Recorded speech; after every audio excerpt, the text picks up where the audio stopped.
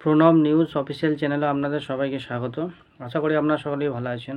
আজ একটি আপডেট দেওয়ার জন্য ভিডিওতে এলাম। তার আগে বলি, যারা চ্যানেলটি প্রথম দেখছেন আপনারা প্রত্যেকেই লাইক, শেয়ার, কমেন্ট ও সাবস্ক্রাইব করবেন। আর যারা চ্যানেলটি দীর্ঘদিন দেখছেন কিন্তু লাইক শেয়ার করেননি, আপনারা প্রত্যেকে লাইক, শেয়ার, কমেন্ট ও সাবস্ক্রাইব করে চ্যানেলটির পাশে থাকবেন।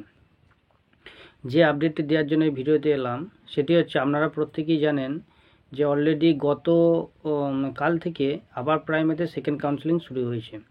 তো যে তথ্য উঠে এসেছে সূত্র মারফত যা জানতে পারছি, তাতে করে আপনারা জানেন যে ফার্স্ট কাউন্সেলিংয়ে প্রায় 20 থেকে 30% ক্যান্ডিডেট অ্যাবসেন্ট ছিলেন।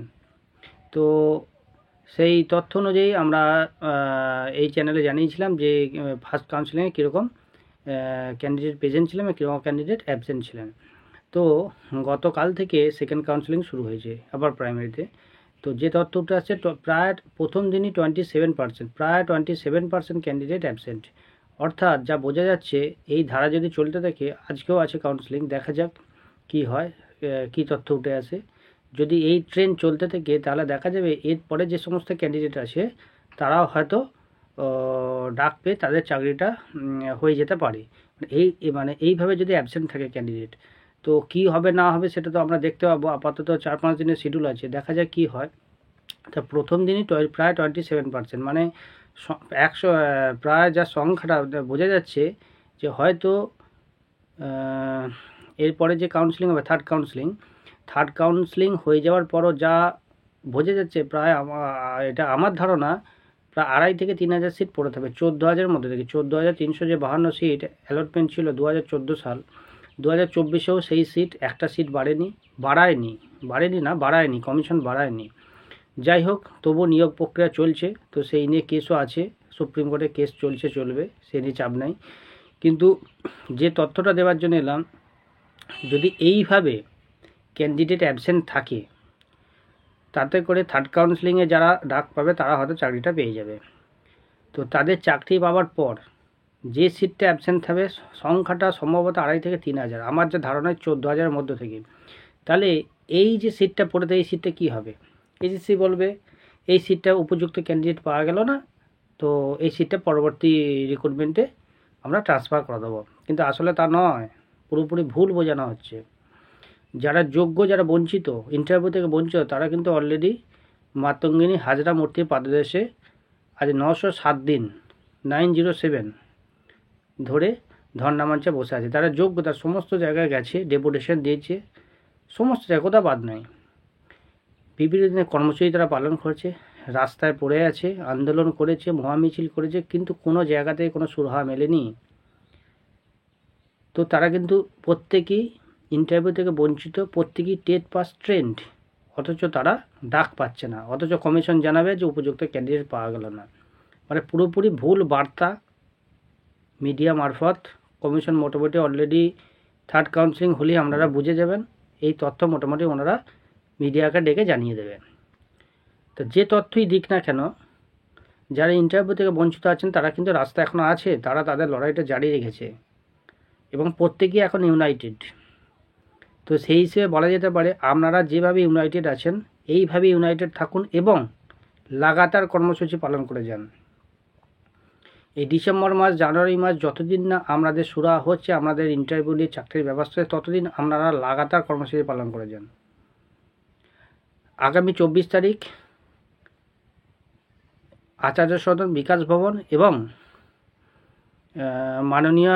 মাননীয় যে চেয়ারম্যান স্যার, ওনার কাছে মহামিছিলের মধ্য দিয়ে ডেপুটেশন বার্তা পৌঁছানো হবে। তো যেখানে যা ইন্টারভিউ বঞ্চিত আপার প্রাইমারি ক্যান্ডিডেট আছেন, আপনারা প্রত্যেকেই 24 তারিখ হাজির হবেন। কোথা থেকে শুরু হবে সেটা যে পরবর্তীতে জানিয়ে দেওয়া হবে। 24শে ডিসেম্বর মোটামুটি ডেটটা ঠিক করা হয়েছে। আর এই গত 11 তারিখ আপনারা প্রত্যেকেই জানেন একটা মহামিছিল হয়েছে। তো আবার 24 তারিখ মিছিলের মধ্য দিয়ে ডেপুটেশন দেওয়া হবে। অর্থাৎ যেখানে যা কর্মসূচি পালন করার, ইন্টারভিউ থেকে যারা বঞ্চিত তারা কিন্তু করে যাচ্ছে, চিন্তার কোনো কারণ নেই। তারা তাদের হকের চাকরি, তাদের যে চাকরিটা অন্য কেউ নিয়ে গেছে বা সিট আপডেট না করার জন্য তারা ডাক পায়নি, তারা বঞ্চিত হয়েছে। 1463 সাদা খাতা, কারা তারা কেউ জানে না। 1463 কোন কী গল্প, কারা এসে ঢুকে গেল, কেউই জানে না, অথচ তারা কাউন্সেলিং করে চাকরির সুপারিশপত্র পেয়ে গেছে। তো করতে কি হয়েছে। তো যাই হোক, বিচার ব্যবস্থাকে অসংখ্য ধন্যবাদ এই ধরনের ক্যান্ডিডেটদের কে ইনক্লুড করার জন্য। তো তারা যদি ঢুকতে পারে, তাহলে যারা ইন্টারভিউ থেকে বঞ্চিত, টেট পাস করেছে ট্রেন, তারা কেন পারবে না? এটা হচ্ছে বড় প্রশ্ন। অতএব চিন্তার কোনো কারণ নেই। ইন্টারভিউ থেকে যারা বঞ্চিত আছেন, আপনারা প্রত্যেকে লাগাতার কর্মসূচি পালন করুন। যেখানে যাওয়া, যেখানে সুরাহা মিলবে সেখানে যান। কারণ এই সময়টা খুব ভাইটাল। সবথেকে ভালো হয় যদি মুখ্যমন্ত্রীর সঙ্গে দেখা করা যায়।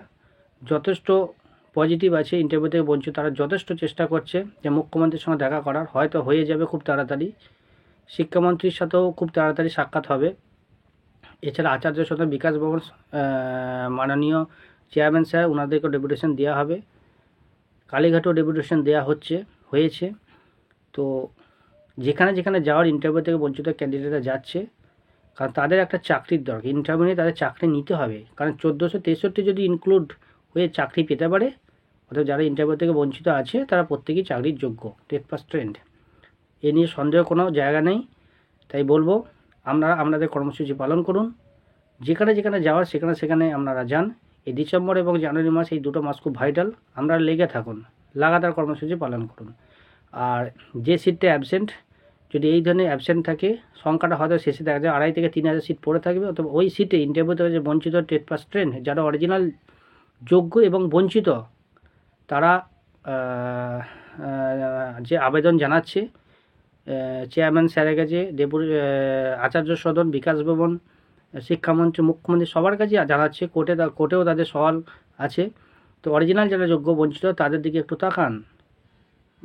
মাননীয়, আপনি ইন্টারভিউ থেকে যারা বঞ্চিত আপার প্রাইমারি ক্যান্ডিডেট আছে, ওনাদের দিকে একটু দৃষ্টিপাত করুন। ওনারা সত্যিই বঞ্চিত, 11 বছর ধরে বঞ্চিত। কী কারণে বঞ্চিত হয়েছে সেটা ওনাদের মুখ থেকে একটু শোনার চেষ্টা করুন। আপনার কাছে যদি বার্তা দিয়ে থাকে কেউ, আপনার আশেপাশে ভুল বার্তা আপনাকে তারা দিচ্ছে। আমরা অরিজিনাল কেন বঞ্চিত হয়েছে, গেজেট যে কমিশন মানেনি, সিট আপডেট করেনি, তার জন্য যে তারা বঞ্চিত হয়েছে, সেটা আপনি ইন্টারভিউ থেকে যারা বঞ্চিত ক্যান্ডিডেট আছে এনাদের কাছ থেকে একটু শোনার চেষ্টা করুন। এনারা কী বার্তা দিতে চাইছেন সেটা একটু শুনুন। এরা সত্যিকারই বঞ্চিত, এবং এই বঞ্চনার কারণ হচ্ছে কমিশন বঞ্চিত করে যে একটাও সিট আপডেট না করে।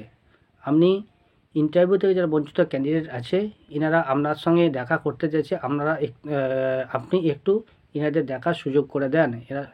কারণ এনারা বহু চেষ্টা করেছে, বহু জায়গায় গেছে, বহু জায়গায় ডেপুটেশন দিয়েছে, কোথাও কোনো সুরাহা মেলেনি। তাই আপনি এনাদের শেষ ভরসা, আপনি এনাদের পাশে থাকুন, এনাদেরকে সাহায্য করুন। আর যে সিটটা অ্যাবসেন্ট থাকবে পুরো কাউন্সেলিং হওয়ার পর, 2,500 থেকে 3,000 বা সংখ্যাটা তারও বেশিও হতে পারে, সেটা শেষে বোঝা যাবে কত সংখ্যাটা দাঁড়াচ্ছে। তো সেই সিটে এদের নিয়োগের একটু ব্যবস্থা, এদের ইন্টারভিউ নিয়ে নিয়োগের ব্যবস্থা করুন। কারণ এনাদের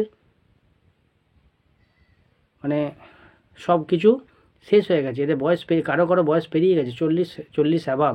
এনাদের আর চাকরি পরীক্ষা বসারই সুযোগ নেই। তাহলে কমিশনের বঞ্চনার কারণে এদের যে বয়সগুলো পেরিয়ে গেল, এর দায় কে নেবে? তাই মাননীয়ার কাছে অনুরোধ, আপনি এনাদের যে বার্তা, সেই বার্তাটা যাতে আপনার কাছে এনারা পৌঁছাতে পারে, সেই ব্যবস্থা আপনি করুন। এনাদের সঙ্গে অন্তত একবার সরাসরি সাক্ষাতের সুযোগ আপনি করে দেন। ধন্যবাদ।